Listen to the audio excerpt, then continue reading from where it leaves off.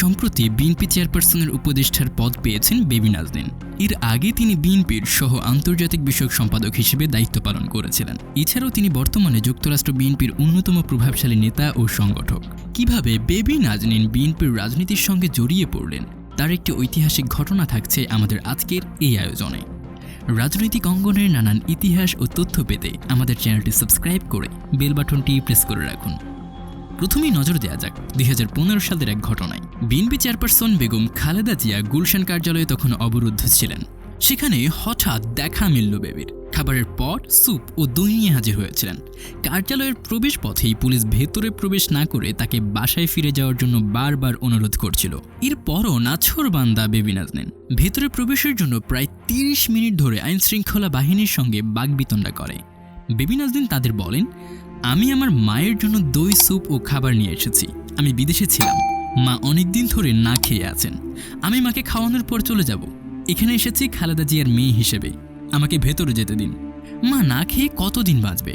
প্রায় আধা ঘন্টা পরে নারী পুলিশ সদস্যরা তাকে গাড়িতে করে গুলশান থানায় নিয়ে যায়। পরে রাত 8:30টার দিকে তাকে ছেড়ে দেয় গুলশান থানা পুলিশ।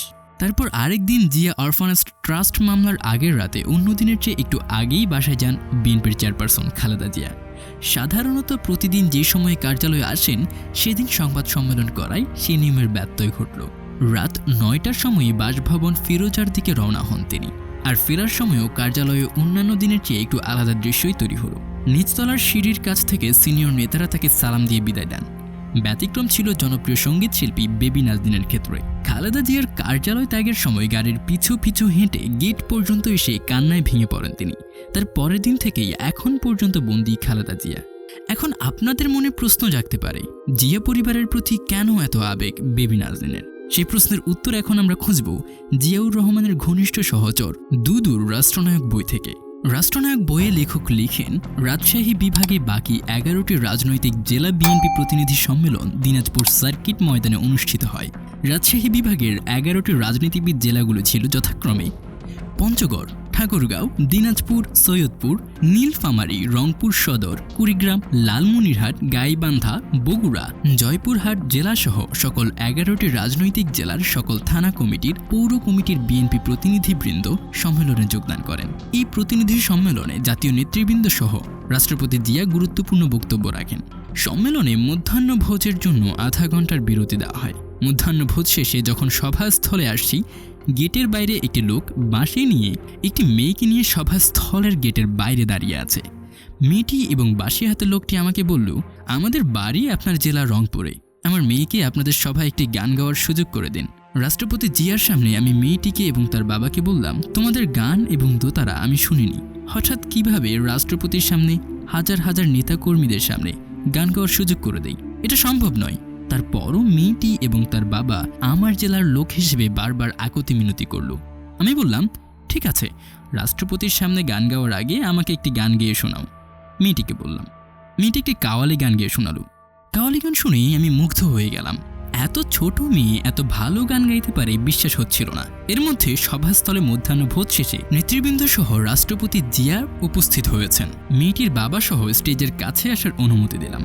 বিএনপির চেয়ারম্যান রাষ্ট্রপতি জিয়াউর রহমানকে বললাম, আমার জেলার একটি মেয়ে তার বাবার সঙ্গে আমাদের এই মিটিংয়ে এসেছে। মেয়েটির ইচ্ছা আপনার সামনে একটি গান শোনাবে। প্রতিনিধি সম্মেলনে আমি রাষ্ট্রপতিকে বললাম, মেয়েটির একটি কাওয়ালি গান কিছুক্ষণ আগেই আমি শুনেছি। এই কাওয়ালি গানটি গাওয়ার সুযোগ করে দিলে আমার মনে হয় অনুষ্ঠান মাত করে দেবে। রাষ্ট্রপতি জিয়া আমার কথা শুনে কাওয়ালি গান গাওয়ার অনুমতি দিলেন। রাষ্ট্রপতির ভাষণের আগ মুহূর্তে পরিবেশনের জন্য মেয়েটি গান পরিবেশন করল হাজার হাজার বিএনপি নেতাকর্মীদের সামনে। হাজার হাজার বিএনপি নেতাকর্মীদের সামনে মেয়েটির গান সম্মেলন স্থল মাত করে দিল। জানেন, ছোট মেয়েটি, সেদিনের কাওয়ালি গান পরিবেশন করা মেয়েটি কে? বাংলাদেশের স্বনামধন্য গায়িকা বেবি নাজনীন। রাষ্ট্রপতি জিয়া প্রতিনিধি সম্মেলনে ঐতিহাসিক রাজনৈতিক বক্তব্য দেন। পরদিন রাষ্ট্রপতি জিয়া হেলিকপ্টার যোগে সফর সঙ্গীদের নিয়ে ঢাকায় ফিরে আসেন। ব্ল্যাক ডায়মন্ড খ্যাত কণ্ঠশিল্পী বেবি নাজনীন মাত্র 13 বছর বয়সে ঢাকা আসেন। গানের গলা থাকলেও জীবনের মোড়টা ঘুরিয়ে দেয় জিয়াউর রহমান। তিনি ক্ষমতা থাকা অবস্থায় বেবি নাজনীনকে মেয়ে বলে সম্বোধন করেন। বিশেষ ব্যবস্থায় বেবির পরিবারকে ঢাকায় নিয়ে আসার নির্দেশ দিলেন। সপরিবারে রংপুর ছেড়ে ওই বছরই ঢাকায় চলে এলেন তারা। বেবির বাবা মনসুর সরকার একজন যন্ত্রশিল্পী। তাকে চাকরির ব্যবস্থা করে দিলেন বাংলাদেশ বেতারে। বেবিকেও বাংলাদেশ বেতারের তালিকাভুক্ত শিল্পী হিসেবে অন্তর্ভুক্ত করেন। রংপুর গার্লস স্কুল থেকে বেবি নাজনীনকে ভর্তি করা হলো ঢাকার ধানমন্ডি গার্লস স্কুলে। তার পরের ইতিহাস সকলেরই জানা। প্রিয় দর্শক, ভিডিওটি ভালো লাগলে ভিডিওটি লাইক ও চ্যানেলটি সাবস্ক্রাইব করার অনুরোধ রইল। ধন্যবাদ।